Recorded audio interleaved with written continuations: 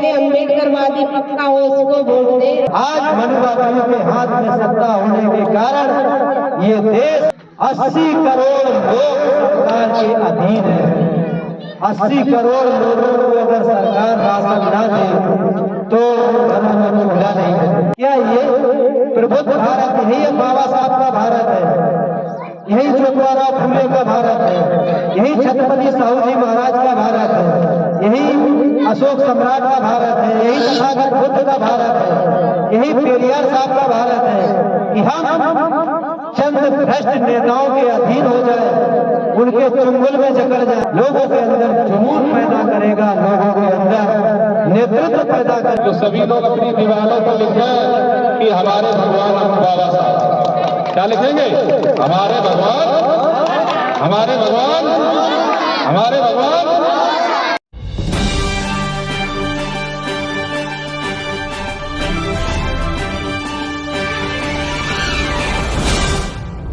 है हम लोगों के जो हमारे भारत के लोगों के जो मौलिक अधिकार है उनका जो हनन हो रहा है, उनको किस तरीके से लागू करवाया जाए, आप लोगों तक, हम लोगों तक पहुंचाया जाए। क्योंकि बाबा साहब ने कहा था कि अधिकार मांगने से नहीं मिलते, मांगने से भीख मिलती है। अधिकार हमेशा छीने जाते हैं। तो उस प्रक्रिया में इस आंदोलन की जो शुरुआत हुई थी वो जूली भारती के ग्राम देवरपुर से शुरुआत हुई थी। आज माता सावित्रीबाई फुले जी का जो जन्मदिन है, जूली जी ने बोला कि आप लोग ग्राम नंदपुर चलिए, क्योंकि वहाँ पर महिलाओं की बहुत बड़ी संख्या है। वास्तव में जिस हिसाब से बताया था उस हिसाब से पुरुष तो कहीं नजर नहीं आ रहे कोसों दूर तक, लेकिन महिलाएं ही नजर आ रही है। तो ये भी आप लोगों का बहुत बहुत धन्यवाद, जिससे ज्यादातर कार्यक्रमों में महिलाओं की संख्या नहीं होती है, लेकिन यहाँ पर महिलाओं की संख्या है, पुरुषों की संख्या नजर नहीं आ रही है। इसका मतलब हमारा जो कारवा है, बाबा साहब का जो मिशन है, जरूर 100% सफल होगा। क्योंकि जिस गांव की, जिस घर की अगर महिलाएं जागरूक हो जाए, उस घर को, उस देश को, समाज को बदलने में बहुत ज्यादा समय नहीं लगता है। कहने का मतलब ये जो लोगों का उद्देश्य है, हमारे साथ डोमा प्रसंग के प्रदेश अध्यक्ष जी है, कैडर जगह जगह करते रहते हैं। और जूली भी, आप लोग जूली को जानते होंगे, शायद हम लोगों को नहीं जानते होंगे, जूली भी समाज में कुछ ना कुछ करती रहती है। तो हम लोगों ने एक मिशन बनाया कि जब तक हमारे लोगों को हक अधिकार जो बाबा साहब ने संविधान में दिए थे वो नहीं मिल जाते हैं, तब तक ये कारवा गांव-गांव जाकर जन जागरूकता अभियान चलाता रहेगा। जैसे कि जब एक बाबा साहब ने पूरे देश के SC, ST, OBC और देश की आधी आबादी महिलाओं को संरक्षण दे रखा, अधिकार दे रखा, जब एक बाबा साहब तैयार हुए थे तब। और जब हमारे देश में ग्राम प्रधान से लेकर और प्रधानमंत्री तक अगर बाबा साहब का अनुयायी होगा तो इस देश का भविष्य बदलने में बहुत ज्यादा समय नहीं लगेगा। तो कहने का मतलब इस मिशन का बस यही है, ऐसे लोगों को प्रेरित करना राजनीति की तरफ जो अम्बेडकरवादी हो, बुद्धवादी हो, विज्ञानवादी हो, तर्कवादी हो, संविधानवादी हो, समतावादी हो। हम लोगों का मिशन है कि हम लोग स्वयं कभी राजनीति में नहीं आएंगे, लेकिन ऐसे लोगों को वहां सत्ता तक पहुंचाने के लिए जन जागरूकता अभियान चलाएंगे, जिससे इस देश में अंधविश्वास पाखंड समाप्त हो, जिसका साक्षात आपके सामने उदाहरण है। इसी देश में महिलाओं को अशराफ था शिक्षा ग्रहण करना। महात्मा राष्ट्रपिता ज्योतिराव फूले ने अपनी पत्नी को पढ़ाया लिखाया। आज हमारे देश की बेटी बेटी बच्चा बच्चा पढ़ने के लिए उसके दरवाजे खोल दिए गए। आज प्रधानमंत्री से लेकर राष्ट्रपति प्रधान सब कुछ इस देश में महिलाएं बन सकती हैं। लेकिन क्या आपने कभी कल्पना की थी कि जब माता सावित्रीबाई फुले का आंदोलन नहीं चला था तब आप लोगों को घर से निकलने का भी अधिकार नहीं था। लोगों से मेरी सूचित है और मैं गुजारिश करती हूँ कि ये मीटिंग हर साल की जाए। हम लोगों का काम है कि ज्यादा से ज्यादा लोगों को उस जगह तक पहुंचाना जहां बड़े बड़े मनुवादी लोगों ने कब्जा कर रखा। क्योंकि जब हमारे लोग उन संवैधानिक पदों पर पहुंचेंगे तभी हमारे समाज के लिए कुछ उद्धार हो पाएगा। जैसे कि उदाहरण के तौर पे आपको बता दें, अभी हमने जिक्र किया था, एक बाबा साहब ने हजारों करोड़ों लोगों को वो अधिकार दे दिए जो हम लोग सपने में भी नहीं सुन सकते थे। गले में हथौड़ी, कमर में झाड़ू, इसी देश ने हम लोगों को बंधवाया। वो सारा सिस्टम बाबा साहब ने मनुवादी हम लोगों को यहाँ तक पहुँचाया। उसके बाद अभी हमारे आपके समय के बीच में जब बहन जी सत्ता में नहीं थी, माननीय मुलायम सिंह जी सत्ता में नहीं थे, तब आपने देखा होगा कि हमारे समाज को बहुत दबाया गया। कहीं न कहीं जब भी समाज के लोग पावर में पहुंचते हैं तो कुछ न कुछ समाज का भला होता है। अब होने क्या लगा है कि हमारे समाज में, हमारे जाति, हमारे धर्म के लोग ही हमारे लोगों का शोषण करने लगे। उसको बदलने के लिए मौलिक अधिकार रक्षा मिशन का कारवां चलाया गया। वो व्यक्ति उस पद पर पहुंचे जो संविधानवादी हो, तर्कवादी हो, विज्ञानवादी हो, मानवतावादी हो, क्योंकि हमारे ही लोगों का शोषण करने लगे। इसके लिए इस मिशन को चलाया जा रहा है। आपके गांव से शुरुआत हो रही है और हम चाहेंगे जूली जी कुछ दो शब्द रखें। जय भारत, जय संविधान, जय विज्ञान और जय जय जय जय जय भीम। जय जय भीम। माता सावित्रीबाई फुले अमर रहे। राष्ट्रपिता ज्योतिबा फुले अमर रहे। बाबा साहब अमर रहे।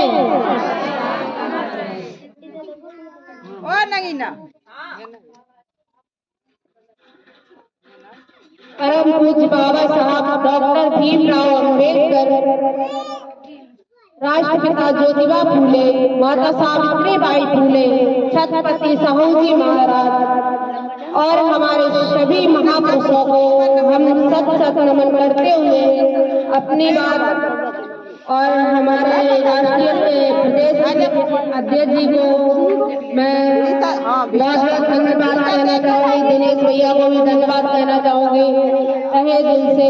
आज जो अपना कीमती समय निकाला और हम इस नंदपुर गांव में, छोटे से गांव में आप आए हमारे साथ और माता सावित्रीबाई फुले का जन्मदिन मनाया गया।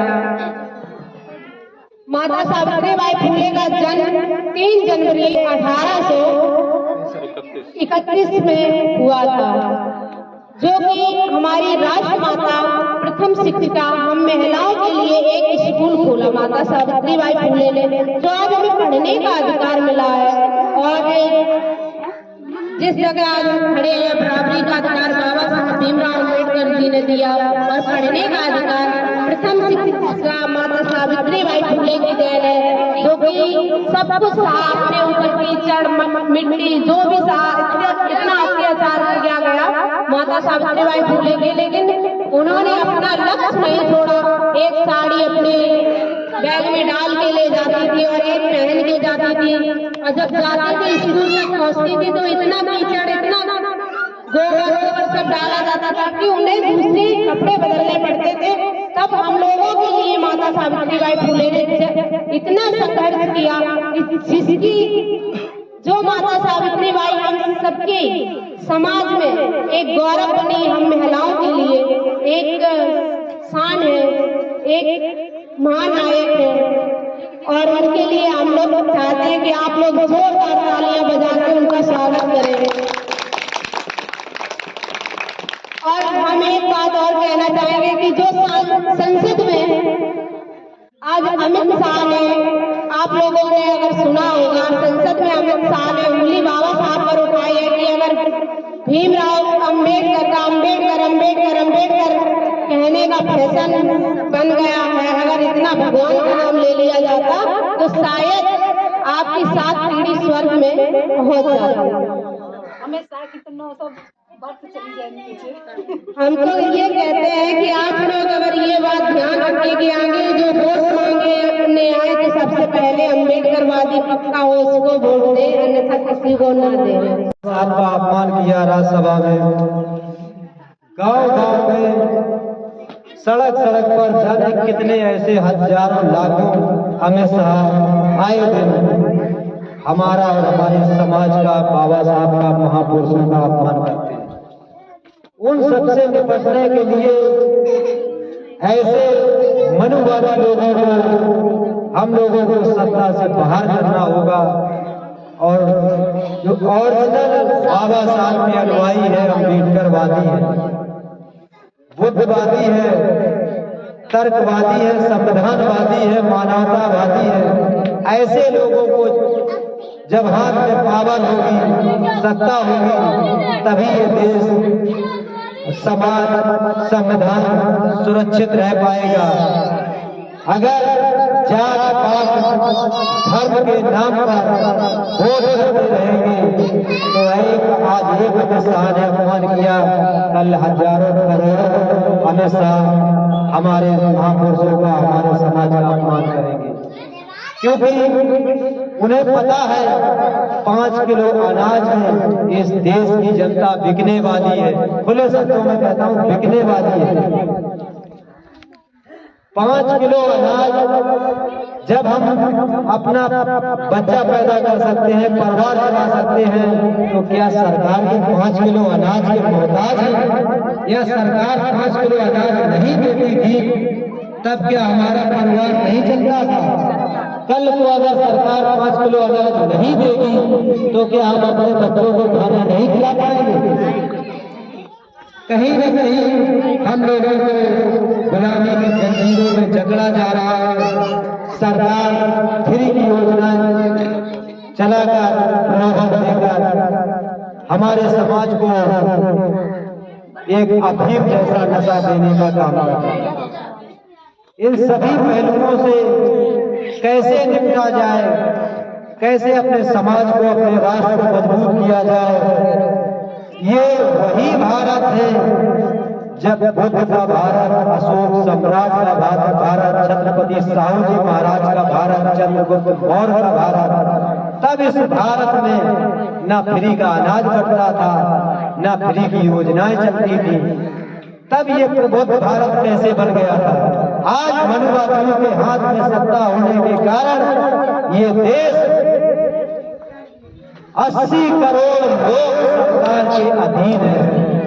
80 करोड़ लोगों को अगर सरकार राशन न दे तो घरों में चूल्हा नहीं बनेगा। क्या ये प्रबुद्ध भारत, यही बाबा साहब का भारत है? यही ज्योतिराव फूले का भारत है? यही छत्रपति साहू जी महाराज का भारत है? यही अशोक सम्राट का भारत है? यही तथागत बुद्ध का भारत है? यही पेरियार साहब का भारत है कि हम चंद भ्रष्ट नेताओं के अधीन हो जाए, उनके चुंगल में जकड़ जाए? तो ये मौलिक अधिकार रक्षा मिशन बस यही जन जागरूकता अभियान चलाने के लिए गांव-गांव जाएगा, लोगों के अंदर जुनून पैदा करेगा, लोगों के अंदर नेतृत्व पैदा करेगा। माननीय कांशीराम साहब ने कहा था, अपने प्रोग्राम लिख दो कि हम इस देश के शासक हैं, गुलाम नहीं, किसी नेता के, किसी मनवादी के मोहताज नहीं चमचारों पे पलने के लिए। हम खुद ही इस देश के राजा हैं, हम इस देश के खुद ही शासक हैं। और उन्हीं बाबा साहब के विचारों पर, मानवर साहब के विचारों पर अशोक सम्राट का भारत फिर वो भारत बनाने के लिए पहले सरकार रक्षा मिशन संगठन में गांव-गांव जाकर लोगों को जगाने का काम, करने का काम किया है।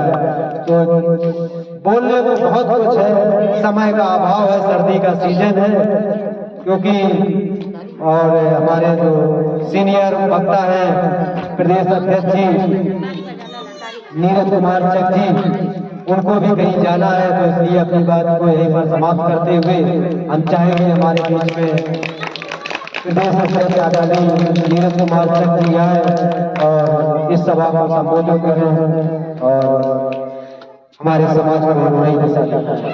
आदरणीय सावित्रीबाई फुले जी को नमन करते हुए, ज्योतिबा फुले जी को नमन करते हुए, और आज नंदपुर गांव में मैं पहली बार आया हूं तो माता शक्ति में मैं कहा बड़ा प्रसन्नता हुई, क्योंकि इन्हीं को जगाने की जरूरत है। और हमारे भाई लोग बैठे हैं वो भी बधाई के पात्र हैं और काफी लोग हैं वो ताप रहे हैं। तो ये देश में मौसमों का एक चक्र है, कभी गर्मी होती है, कभी बरसात, कभी धूप निकलती है, तो ये सब चलता रहता है। लेकिन जिसने मन में ठान लिया कि हमें काम करना है, हमें मिशन का काम करना है, वो करेगा। समय सबके पास 24 घंटे होते हैं, बाबा साहब के पास भी 24 घंटे समय था, मानवर काशीराम जी के पास भी 24 घंटे का समय है, और हम लोगों के पास भी 24 घंटे का समय है। लेकिन हम लोग क्या कहते हैं, बहुत से भी अलाव में आप रहे होंगे, बहुत से लोग जो है अपनी बातें कर रहे हैं, यहाँ जो लोग आए हैं तो कुछ ना कुछ लेके जाए। वो भले ही अब 5 किलो राशन न दे पाए, लेकिन आज वो देने आए हैं जो वास्तव में आप लोग उससे रखते थे। माता सावित्रीबाई फुले, जैसा कि हमारी पूरी भारती जी ने बताया कि इनका जन्म जो है वो 3 जनवरी 1831 में नायगांव, एक नायगांव महाराष्ट्र पड़ता है सतारा के पास में, तो वहाँ इनका जन्म हुआ। बहुत ही गरीब निर्धन परिवार और पहले बाल विवाह की प्रथा थी, छोटे छोटे उम्र में विवाह हो जाता था, अब ऐसा नहीं है। तो इनका विवाह जो है 1940 में 9 साल की अवस्था में ज्योतिबा राव से हो गया, ज्योतिबा राव जो है इनसे हो गया। उसके बाद में क्या हुआ कि ज्योतिबा राव फुले ने देखा कि यहाँ नारियों की बड़ी दुर्दशा है, इतनी दुर्दशा है कि उन्हें भूख की बस समझा जाता था। तो उन्होंने कहा कि सबसे पहले हम अपने घर से शुरुआत करें और अपनी पत्नी को पढ़ाएं, और इनसे कहा कि तुम जाओ महिलाओं को पढ़ाना शुरू करो। तो जब ये महिलाओं को पढ़ाती तो उन्होंने ये तो बहुत फलाने की बहू है, बहुत बड़ा बात कर रही है, उसे पढ़ाना शुरू कर दिए। अब वो देखो घूमट मार के नहीं जा रही है, वो सब में घूमती फिरती है पूरे गाँव में। यही तो कहते हैं ना गाँव के लोग। अभी कोई महिला अगर कोई बेटी निकल आए तो तरह तरह के लोग बातें करते हैं कि उसको तो घूमती रहती है। तो इनको जब ये नहीं मानी यात्राओं से, तो जब बाहर से निकलती तो कोई लोग लीपते थोड़ा सा नहीं गोबर बच जाता है, वही फेंक देती महिला इनके ऊपर, गोबर फेंकती थी। तो ये क्या करती थी, जब पढ़ाने जाते थे एक जो है झोला रखती थी, उसमें नई साड़ी रखती थी, और जब वहां जाती थी स्कूल में पढ़ाने के लिए तो वही पहन लेती थी। इस तरह से इन्होंने बड़ा संघर्ष किया, और 1848 में तो समझ लो 31 में इनका जन्म हुआ, और 40 में शादी हुई 9 साल की अवस्था में, और 8 साल बाद एक इन्होंने विद्यालय खोला, और उसमें जो है जो महिलाएं उनको पढ़ाने का अधिकार दिया। तो माता सावित्रीबाई फुले से पहले कोई भी देवी ने हमारी देवियों को पढ़ाने का काम नहीं किया। जो आज हमारे बीच में जूली भारती जी हैं, और हमारी जो बेटियां बैठी हुई हैं वो पढ़ रही होंगी, कुछ पढ़ी लिखी भी हैं और जो नहीं भी है, तो लेकिन वो सब जागरूक है। आज जो बैठे आज हमारे बीच में देखो टीचर है, डॉक्टर है, इंजीनियर है, प्रधान है, ब्लॉक प्रमुख है, ब्लॉक प्रमुख भी महिला है। हाँ, तो आप ही लोगों के बीच की है, वो भी महिला है। विधायक भी आपके आगे महिला है। देखो कोई भी हो, किसी भी दल से हो, उससे मतलब नहीं है, लेकिन जो नींव रखी है, कोई भी वृक्ष लगा जाता है तो फल क्या वो खा पाता है? सभी लोग खाते हैं, छाया तो सभी लोग लेते हैं। तो किसी ने भी वृक्ष लगाया, संघर्ष किया उस समय, और ऐसी महान शिक्षिका को मैं बार बार नमन करता हूँ। और जो बेटियां हमारी पढ़ रही हैं तो ध्यान रखें कि हमारी जो शिक्षा की देवी है वो माता सावित्रीबाई फुले है, क्योंकि सैकड़ों साल से, हजारों साल से हमारे इतिहास को दबाया जा रहा है। और आज जब बाबा साहब अम्बेडकर ने हमें संविधान दिया और संविधान से समान विधान दिया, महिलाओं की सारी जंजीरें तोड़ दी, तब भी कहा जाता है कि 2-4 जगह से बनी होती है महिलाएं, जैसा कि जो रूढ़वादी विचारधारा है। लेकिन अब वो नहीं है, क्योंकि महिलाएं बहुत आगे बढ़ चुकी है। मुख्यमंत्री, प्रधानमंत्री, राष्ट्रपति भी आज महिला ही है। तो अगर माता सावित्रीबाई फुले ने पढ़ने का जज्बा न पैदा किया होगा, अब बाबा साहब अम्बेडकर ने संविधान में समान व्यवस्था न दी होती, और तो आज हमारी महिलाएं इतनी संख्या में नहीं बैठती। कोई कंडा पा रही होगी, जो है बकरियां चरा रही है, भैंसे की पानी कर रही होगी, यही तो करती ना। तो ऐसा नहीं, वो भी हमारा काम है, जो भी काम है करेंगे, लेकिन बच्चों को जरूर पढ़ाएंगे। ये ध्यान रहे कि बच्चों को स्कूल के समय में प्रोग्राम न करवाएं, सुबह शाम छुट्टी के दिन अपना काम करवा लें। और आज से प्रेरणा लें कि हम जो है, हमारी जो शिक्षा की देवी है वो माता सावित्रीबाई फुले जी है। और जो भी चला, जो भी संसद का जिक्र हुआ कि किसी गृह मंत्री ने कहा कि बाबा साहब अम्बेडकर का नाम जपने से इतना अच्छा होगा कि भगवान का नाम लेते तो स्वर्ग 7 पीढ़ी तो स्वर्ग हो जाता। तो उसके जवाब के लिए मैं कहूँगा कि जैसे मनोहर साहब ने लिख दिया कि लिख दो जाके हम इस देश के शासक हैं, हमारे महापुरुषों ने कहा कि दीवारों पर लिख दो हम इस देश के शासक हैं, तो सभी लोग अपनी दीवारों पर लिखें कि हमारे भगवान बाबा साहब। क्या लिखेंगे? हमारे भगवान, हमारे भगवान, हमारे भगवान। क्योंकि जब से बाबा साहब ने संविधान दिया तो हमें आज पानी पीने का अधिकार मिला। पहले पानी पीने का भी अधिकार नहीं था। चबूतरे, ऊंचा चबूतरा बनाने का अधिकार मिला, अच्छे कपड़े पहनने का अधिकार मिला। आज जो हमारे पास कार है, तो मान लो हम लोग चले आए तो कार है, तो क्या हमारे बाप दादे परदादे क्या कार पे चलते थे? ये सब बाबा साहब का उपकार है। और जो पेन है वो बाबा साहब की पेन है। आज ये पेन दो लिए हैं, नहीं तो अभी हमारे भाई दिनेश जी ने बताया कि इसके पहले क्या था, गले में हंडी और पीछे झाड़ू। ऐसे कोई लोग सूट पहन के नहीं आते थे कि बढ़िया जूता मोजा जो है और पैर लगा के आए। तो ये सब बाबा साहब की देन है। बाबा साहब ने अपने परिवार को पूरा न्यौछावर कर दिया, तब जाकर हमें संविधान मिला। ये चीज ज्यादा समय नहीं आपका लेंगे, क्योंकि हम जानते हैं सर्दी है। और बहुत अच्छा लगा कि आप लोग यहाँ बैठे। हमें ऐसा है कि हम लोगों ने शुरुआत कर दी है, ये शुरुआत रुकनी नहीं चाहिए। भले ही हम अगले साल 3 जनवरी को आपके यहाँ ना आ पाए हम लोग, क्योंकि लक्ष्य हमारा बड़ा है। हो सकता है आज 3 जनवरी को हम लोग नंदपुर है, अगली बार 3 जनवरी को किसी दूसरे जिले के रामपुर गाँव में। तो इस तरह के व्यवस्था है, लेकिन ये व्यवस्था रुकनी नहीं चाहिए। हमारे बीच में तमाम पूरी भारतीय जैसी बहनें में भी निकल के मां सावित्रीबाई फुले की जयंती मनाएंगे। और जयंती मनाने का ये मतलब नहीं कि 4 आए हमने पुष्प चढ़ा दिए।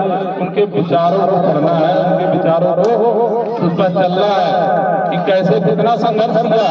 तो कहने का मतलब ये है कि जो भी बेटियां पढ़ रही हैं, कोई कुछ कहे, घर के मोहल्ले के अगल बगल के उन्हें ज्यादा कष्ट होता है कि भैया जाएगा खपून पढ़ने जा रहे हैं, भैया किस्मत पढ़ने जा रहे हैं। किसी की नहीं सोच रहा आगे बढ़ना है भाई।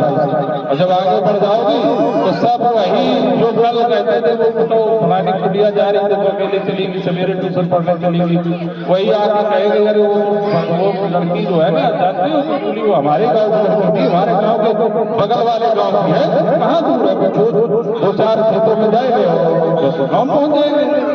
तो इस तरह का काम करो तो लोग उनसे गर्व करें। और रही बात वोट और नोट की, तो बाबा साहब अम्बेडकर ने हमें जो वोट का अधिकार दिया तो ऐसे नहीं दिया कैसे दे दिया 5 किलो राशन जैसे ले जाओ। बड़ा संघर्ष किया। तो आप लोग जिस किसी को भी मतदान करें या वोट करें तो सोच समझ के करें। ऐसा नहीं है कि आज में कोई छल्ले आया, हो सकता है हम कल चुनाव लड़ने आए, मीठी मीठी बातें बना ले, आपका वोट ले ले और उसके बाद हम चले जाए। आप जिंदा और मर रहे हो, क्या कोई मतलब नहीं। तो आज जो बच्चे लोग थोड़ा शांत हो जाओ, समझ रहे हो ना सर, फोन कर देंगे तुम्हारे, समझ रहे हो। तो जो भी साथी है या जो भी और हमारे महिलाएं बैठे हो, तो सभी लोग अपना देखें और कोशिश करें कि सावित्रीबाई फुले के लोग फोटो सब लोग अपने घर पे लगाएं, क्योंकि जब फोटो लगी होगी दीवारों पर तो बच्चे पूछेंगे ये किसकी फोटो है, तो आप बता देंगे सावित्री माता सावित्रीबाई फुले हैं। तब वो कहेंगे इन्होंने क्या किया, तो आप बताएंगे किसने क्या किया। बाबा साहब अम्बेडकर और जैसी फोटो आपके घर में होगी ना, बच्चे भी होंगे। अभी आप गाली देने लगे, वही गाली देने जो गाँव में होती है, माता बहने बैठी है, बच्चे भी वही गालियां देते हैं। तो जैसा आप समाज बनाएंगे वैसे ही परिवार बनेगा। आपके ऊपर तो डबल भार है, खाना पीना भी तैयार करना है, बच्चों को भी तैयार करना है, समाज को भी सारी चीजें सारी रीतियां कुरीतियां सब महिलाओं को बढ़ती जाती है। समाज जो है पुरुष प्रधान समाज है, जबकि बाबा साहब अम्बेडकर ने 70 साल पहले ही इसकी व्यवस्था कर दी थी कि नहीं, कि इस देश में जितना अधिकार पुरुषों का उतना महिलाओं का। पहले छोटे पे शादियां कर दी जाती थी, बाल विवाह 9 साल में शादी हो जाती थी। जब वो लड़की जवान होती थी तो पता लगा उसका पति दारू पीने लगा, लेकिन उन्हें नहीं शादी हो गई उसकी। तो इस तरह की सती प्रथा थी, तमाम कुरीतियां थी। कोई आदमी मर जाता था तो जबरदस्ती उसको उसी के साथ चिता में जला दिया जाता था। अरे भाई जो मर गया ठीक है, दूसरा कोई बात, दूसरे की तो जिंदा मार रहे हो। और बहु विवाह प्रथा थी, ये सारी कुरीतियां थी। बहु विवाह प्रथा की एक आदमी कई शादियां कर सकता था, अब ऐसा नहीं है। या तो अगर कोई दूसरी शादी करेगा तो पहले जो चलाएगा उसको कैबो और जब तक हो नहीं जाएगा तब तक वो कुछ कर नहीं सकता है। बाबा साहब अम्बेडकर ने आपको वो दिया, आप लोगों का उद्धार कर दिया, तो सभी लोग अपने घर पे लिख हो जाते हैं हमारे भगवान बाबा साहब, जिसने उद्धार किया वही तो भगवान है भाई। और तो सब बात में है तो और बातें तो बहुत करने को है, बहुत अच्छा लगा आप लोगों में। इसी के साथ में मैं पुनः माता सावित्रीबाई फुले को नमन करते हुए और जो हमारे बहुजन समाज में महापुरुष सभी को हृदय से नमन करते हुए वोट वंचन करते हुए बाबा साहब अम्बेडकर को नमन करते हुए और नंदपुर में आज जो हमारी मां सप्ताही है सभी को सवंदन नमन करते हुए सभी को जय भीम, जोर से खाना नहीं खाया, जय भीम, जय फुले, जय भीम, जय फुले, जय भीम। इसी के साथ